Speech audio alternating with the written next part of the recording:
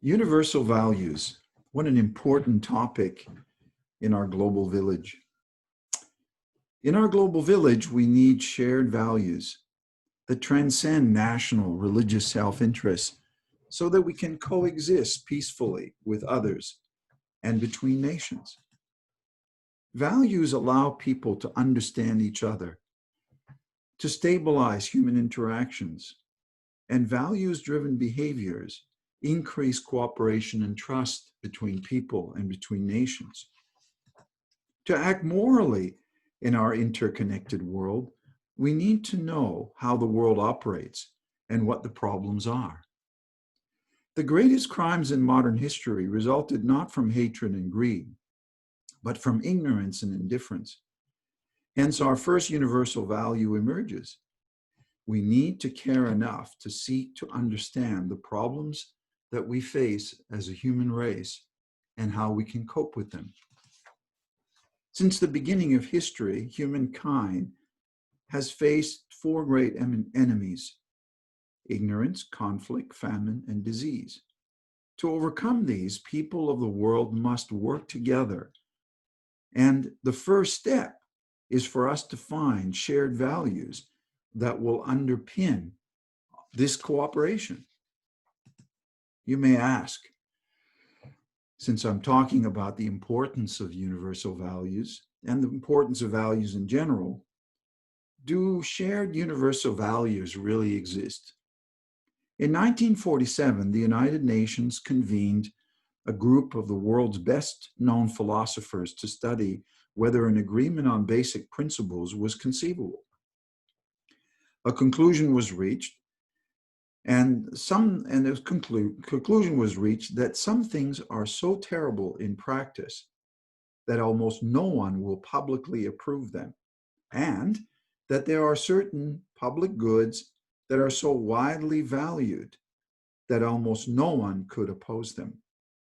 In 1948, the UN General Assembly approved the Universal Declaration of Human Rights, which is a start in the important journey towards universally shared values in the global village. Despite this great achievement, we are still on the journey. We still lack consensus about universally shared values. So what are the obstacles then for us to find universally shared values in the global village? The first obstacle is selfishness. It's hard to find common ground while selfishness is the motivation. The first step is overcoming this obstacle. The way we do it is changing the selfish mindset into one that is unselfish. The division, corruption, injustice, and conflict in the world is ultimately a conflict of values based on self-centered perspective.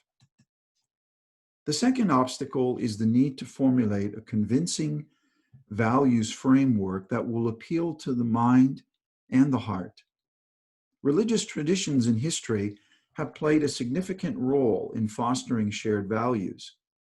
However, in the minds of many contemporary men and women, particularly in the Western world, religious expression of values are no longer convincing. Hence, a new expression of moral and ethics needs to arise that individuals will find clear and compelling.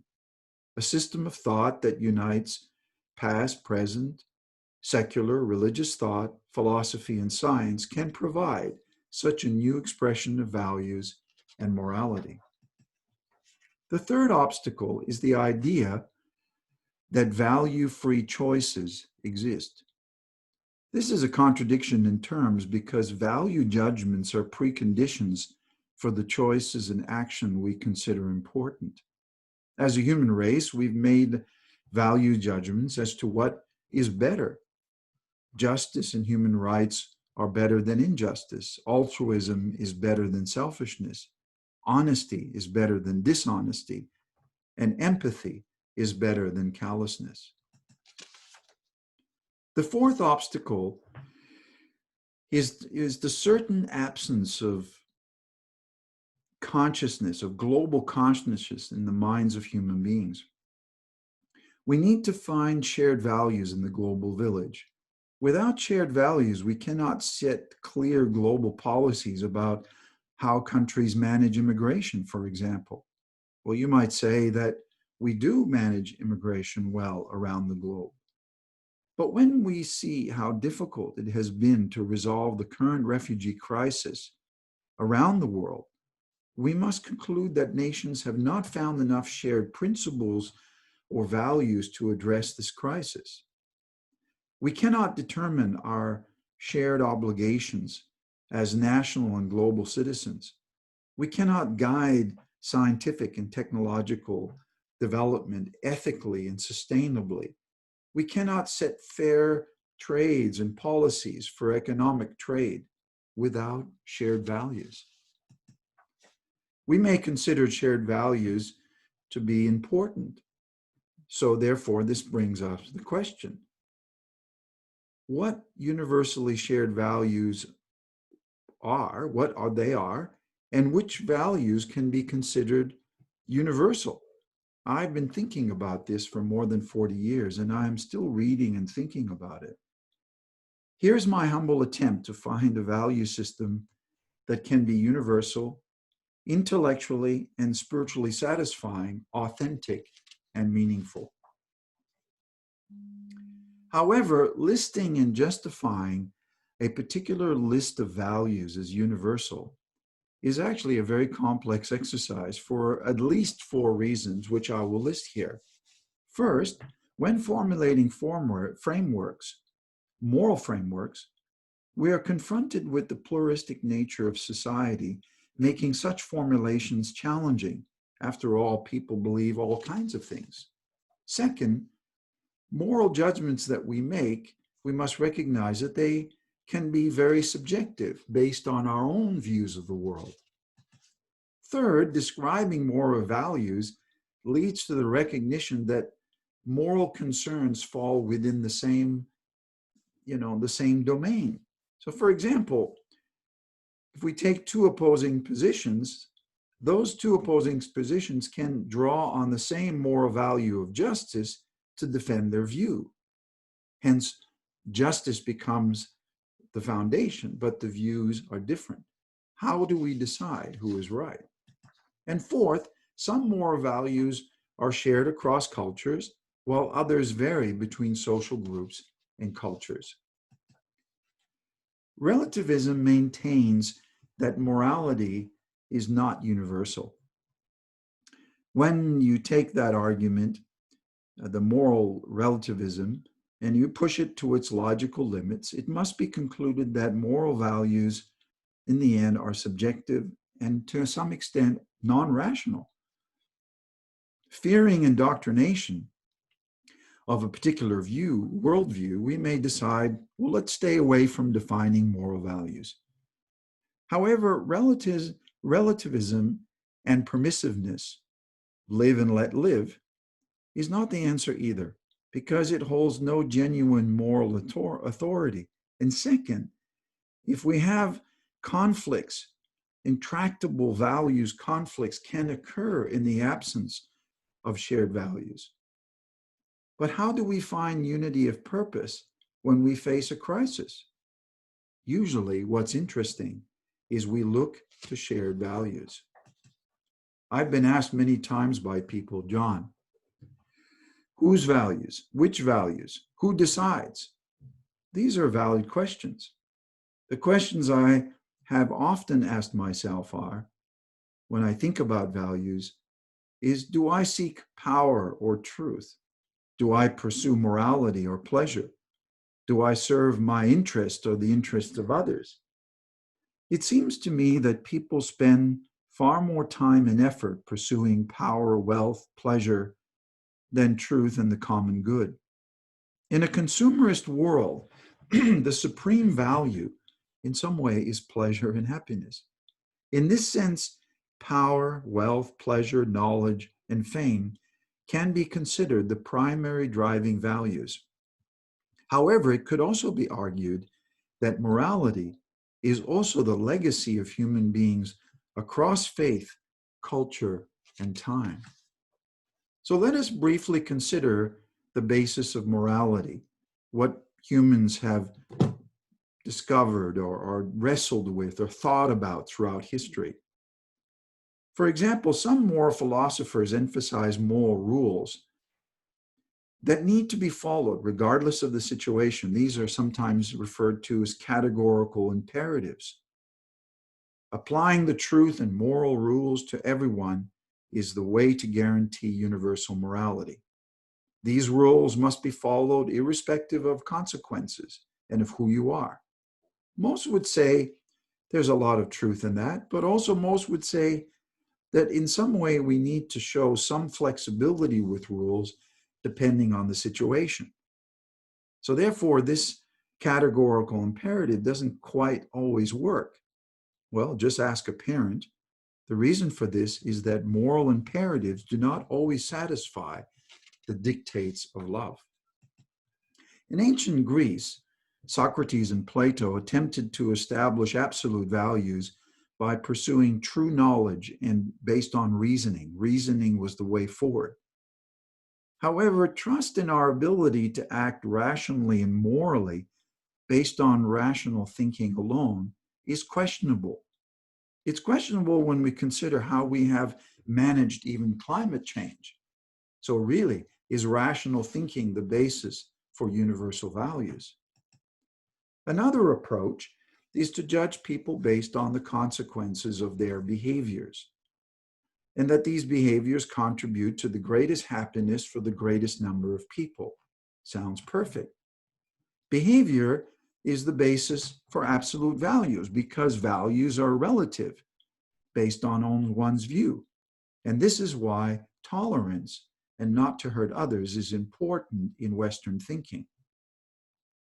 Provided that people do not harm others, it's all good. Tolerance is important, certainly, but a willingness to tolerate the existence of opinions or behaviors that one dislikes does not necessarily foster a willingness to understand others or care for them. So if asked, what's the basis of morality? I would have to say it is love. Then there are several reasons for this, and I will go through these now. First, love serves the good of others. Altruism, justice, equality, impartiality. And these have been at the forefront of human morality for millennia. Acts of altruism, when people serve others, their nation, and the well-being of others, are considered the highest value in all cultures. So love means to live for the sake of others. Second, values centered on love are broader and more enduring than value systems that have, for example, of narrow ideologies or beliefs. Morality based on love does not seek to achieve doctrinal consensus, but rather to seek to achieve agreement in how we care for others. Third, love can be considered absolute because it is unchanging across culture and time and exists independently from you and me. One could say that parental love is the most unchanging aspect of human life.